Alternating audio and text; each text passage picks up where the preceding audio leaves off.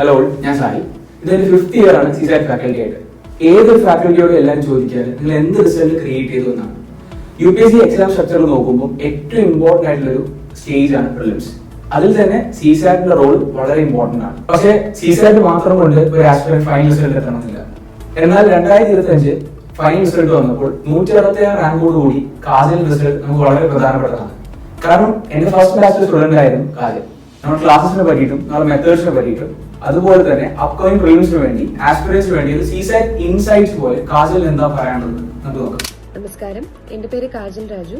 എനിക്ക് ഈ വർഷത്തെ സിവിൽ സർവീസ് പരീക്ഷയിൽ 167 റാങ്കാണ് ലഭിച്ചിട്ടുള്ളത്.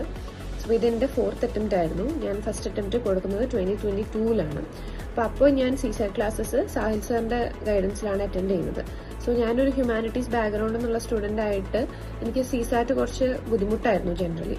സോ സാറ് റിപ്പീറ്റഡ്ലി PYQസിനെ ഫോക്കസ് ചെയ്യായിരുന്നു. സോ അത് നമുക്ക് UPSCയുടെ ഒറിജിനൽ ക്വസ്റ്റ്യൻസ് ടാക്കിൾ ചെയ്യാൻ ഹെൽപ്പ് ചെയ്തിട്ടുണ്ട്.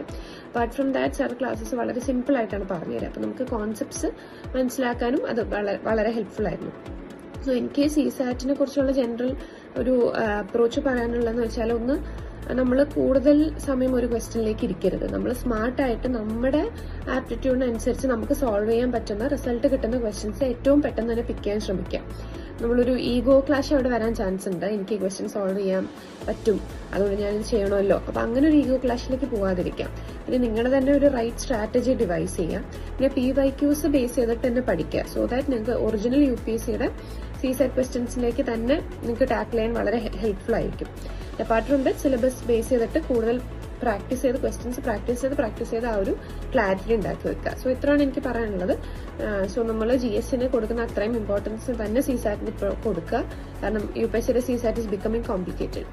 So all the best for prelims 2026, and I wish you all the best for UPSC.